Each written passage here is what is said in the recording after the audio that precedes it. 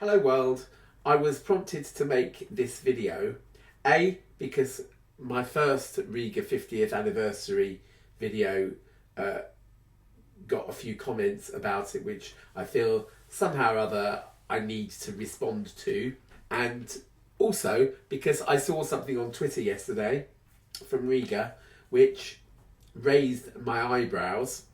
Rega tweeted and then quickly deleted, although I have a screenshot of it, a tweet that basically was talking about their Aura moving coil phono stage. They call it a phono preamp here, possibly to somehow or other make it sound different from more lowly beasts in Rega's range. The Aura, it's a brilliant phono stage. There's absolutely no doubt about it. It's so brilliant, in fact, that according to this tweet, which was quickly deleted, I have to say, it's the perfect partner for the Rega P3 record player. Now, happy 50th anniversary, Rega. Apart from the Eco range, which is great, that's, loads and loads of people have been tweeting about how happy they are with their eco-friendly P1s with £100 off them. Fantastic. But also, as part of Rega's 50th anniversary celebrations, they're making a P3, a 50th anniversary P3. Now, the P3 was the thing back in about 1973 that Rega first made. So, hence, that's why it, if any product deserves a 50th anniversary celebration, then it is the P3. They're selling it with an exact cartridge for £899, which is not bad. It's a lot of money. It's not bad though. All right. Let's just get one thing clear though. The P3 with the exact cartridge. The exact cartridge is a moving magnet cartridge. Of course, that first tweet was a misprint. Why was it a misprint? The Aura is a moving coil only phono stage.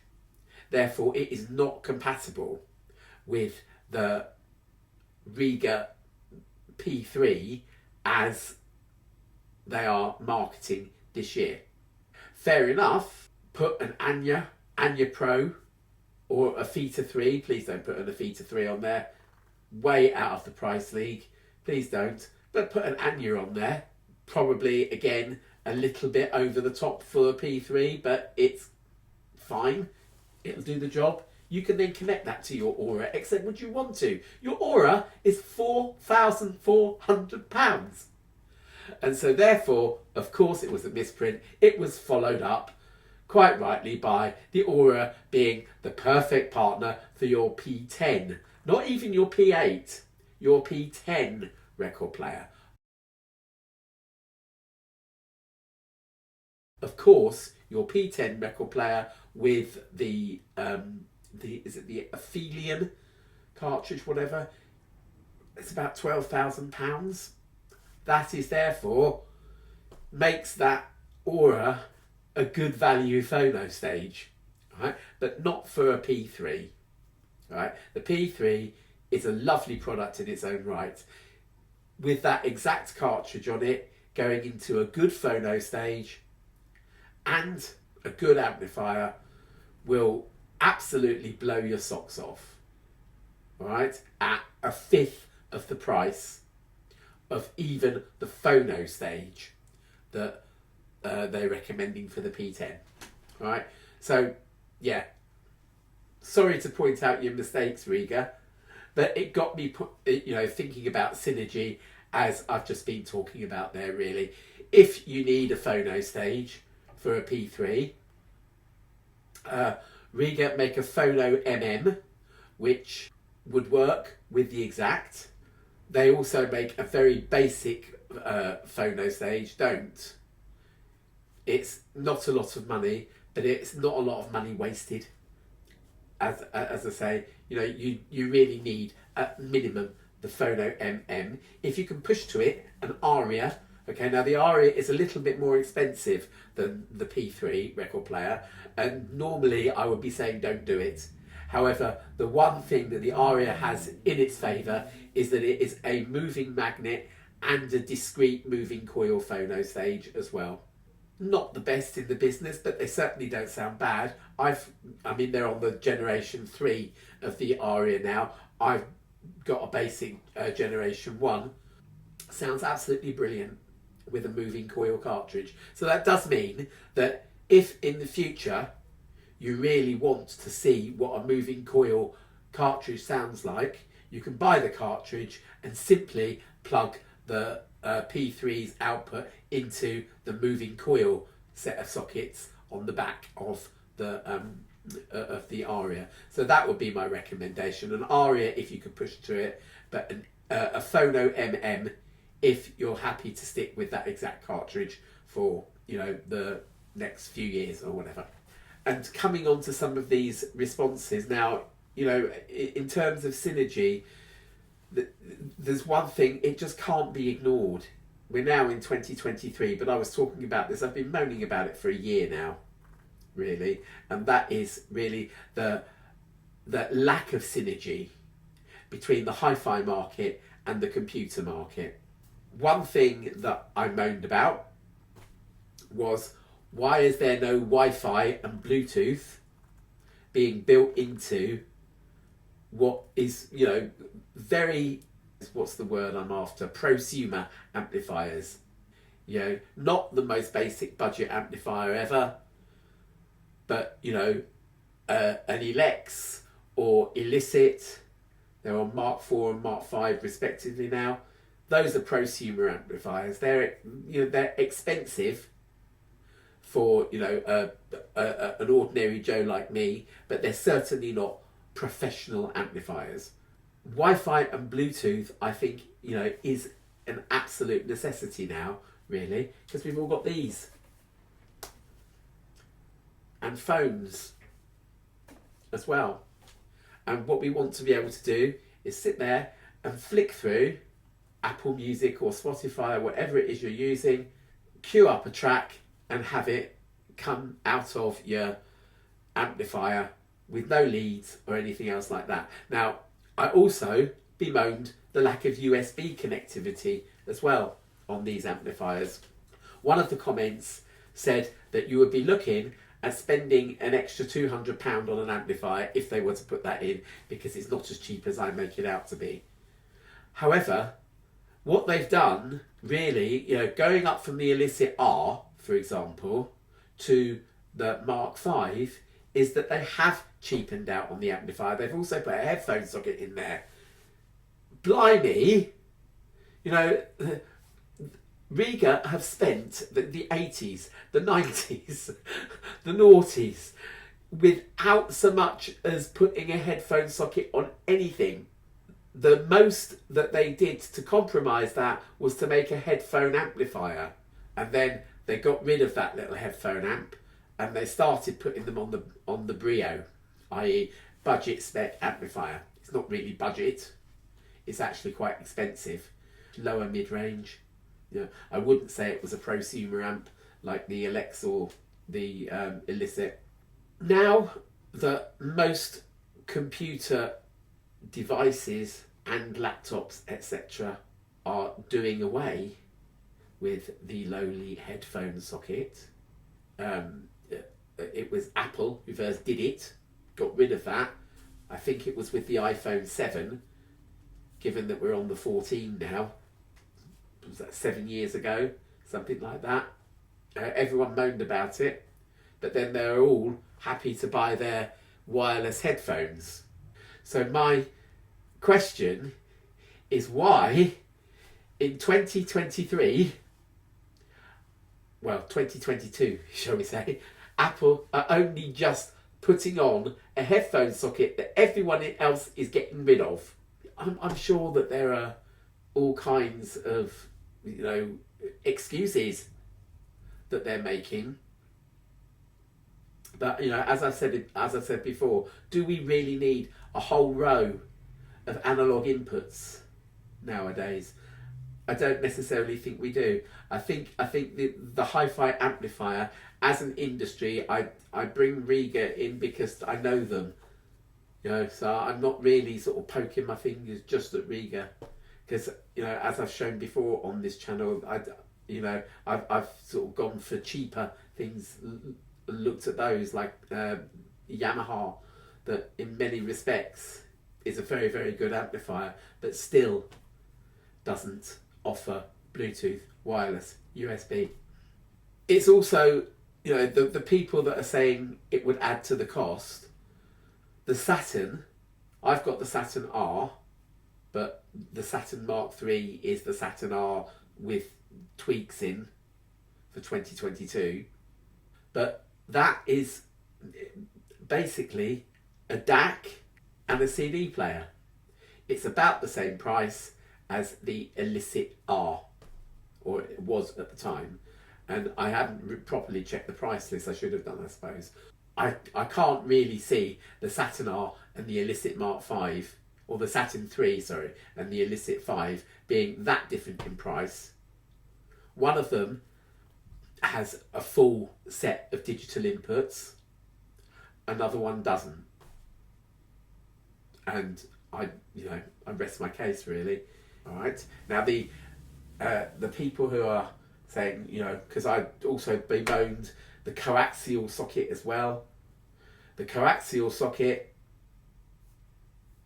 is capable of taking 24192 signal, whereas the optical is only capable of taking 2496 signal. I wonder how many people would actually notice that at this prosumer level that I'm talking about. I'm sure they wouldn't. If you were a professional, then yes, you would, but you wouldn't be thinking about your hi-fi, And a USB socket offers 24192 anyway. If you're on a Windows computer, you might have to download a driver. If you're on a Mac, you don't. But yeah, so I really haven't changed my opinion. I think I really think that there's an awful lot that needs to be shifted around. These two different industries need to come slightly more into synergy. At the moment, they're lovesick moles, burrowing underground, looking for their true love. They can't see a thing, can't see their nose in front of their face, and they're missing one another by a long way.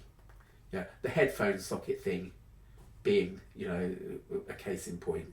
Everyone else is getting rid of their headphone sockets. In 2022, Rega digging their heels in and suddenly putting headphone sockets on everything that moves. It's just, it's crazy. All right. So, yeah, I haven't really been able to offer very much of the solution there. I did get an email, by the way, from Audio T. It's just a junk email, as it were, basically offering the new name range. Name are making this thing called the NSS 333. It's basically a streamer. It can offer what I want a piece of digital hi-fi to do, i.e. you can sit and sort of stream from your phone or your tablet to this thing.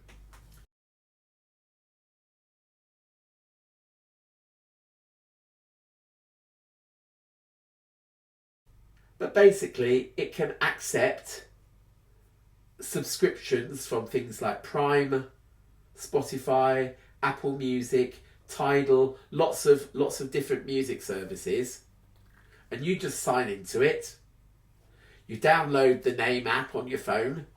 You can control this thing from there, and bully. And I'm sure it sounds wonderful. It's £8,000, and the way that the computer industry moves, I worry, because for a long time, from 2003 or whatever, whenever Apple introduced the first iPod, they introduced the iTunes Music Store as well. And for maybe 15 years or so, the iTunes Music Store was where anybody that wanted music for their iPods went and bought their music from. Or you ripped it from the CD, and if you ripped it from the CD, you'd get a lot better than the 128 which then became 256 kbps download quality. Okay, so you could rip it from the CD if you wanted to, load it onto your iPod. Fantastic, all via iTunes. Then that buying files thing, that model was changed basically. Of course, we'd always had Napster in the background, which allowed you to take out a subscription every month for your Windows compatible devices and have whatever music you wanted on your device. Napster, fantastic, and was always there in the background. It was the thing that caused the original stink in the first place. By 2014, something like that, along comes iTunes, which people were saying was getting too busy. Wasn't really. It was a one-stop place where you got your TV programs, your movies, your music, your iTunes U study materials, lots of things like that all came through iTunes. And I think it worked. It was like the equivalent of going to Virgin, which also sold movies, TV programs, records, CDs, tapes, whatever. And that changed so that we then had Apple Music. And so my question is, with a device, a streaming device like this, what happens when the computer industry moves on and you get a whole load of different services that have different protocols and different ways of going about providing people with their music? Are people going to have to sort of ditch these streamer things? This name thing costs £8,000, well, 7,900 quid. It's a lot of money. It has every single digital input known to man on it, plus a few outputs not really known to man, such as DIN outputs. It's got a balanced output as well, which, if you've got an amp with a balanced input on, which would be extremely expensive, okay, don't get this and partner it with a Brio. It's got a DIN output. When did anyone ever use DIN? Plus it's also got outputs for you to upgrade the power supply should you wish. So yeah, very nice thing indeed. But I wonder if in 10 years time these things are going to be sort of out of date again. I'm sure that there are cheaper options for streaming. I've yet to find one, and I'm going to end it there. There's not really a conclusion to come to this. There's no words of wisdom here. It's just I just wish that these things just kind of married up a little bit better. That's all. All right. See you later. Bye. Remember to like, subscribe, share if you dare, and if you want to, and if you possibly can, consider a thanks by clicking the heart under this video. Thank you very much. Bye.